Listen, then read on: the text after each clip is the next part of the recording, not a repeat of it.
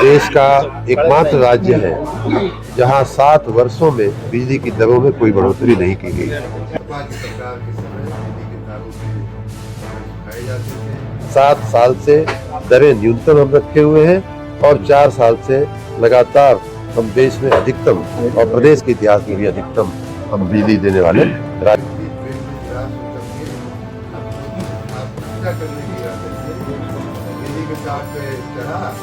Sir, तापीय ऊर्जा में लगातार उत्तर प्रदेश में निरंतर वृद्धि देखी जा रही है। हाइड्रो एनर्जी को लेकर किस तरीके से सरकार पूरी तरीके से तैयार है?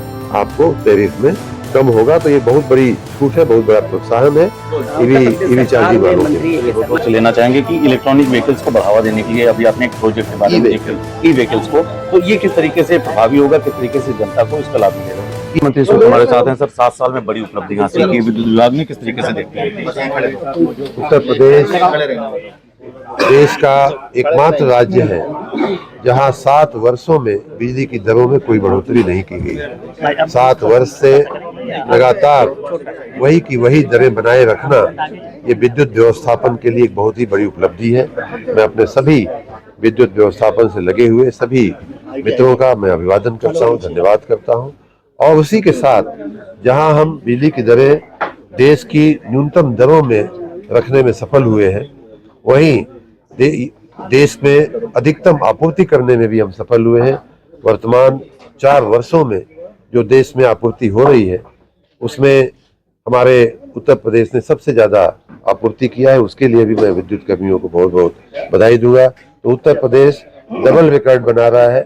7 साल से दरें न्यूनतम हम रखे हुए हैं और 4 साल से लगातार हम देश में अधिकतम और प्रदेश के इतिहास में भी अधिकतम हम बिजली देने वाले राज्य बने हैं।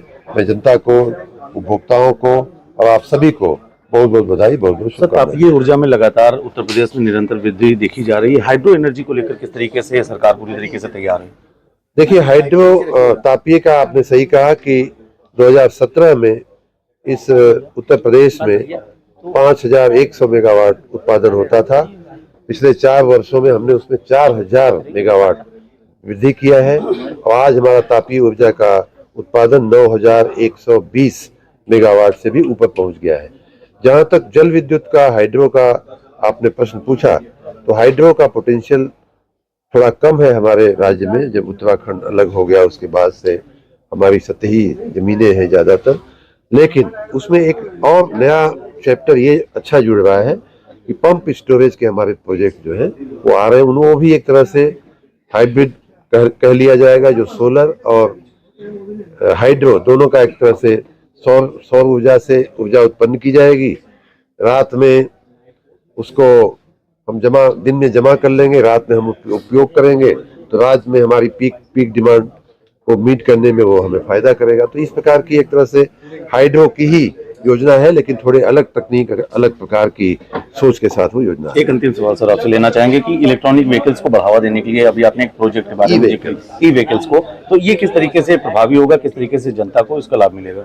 ई व्हीकल्स में आपको मालूम है कि उनको चार्ज करना पड़ता है, उनकी बैटरी को चार्ज करना पड़ता है। चार्जिंग आप दिन में जब चाहे कर सकते हैं।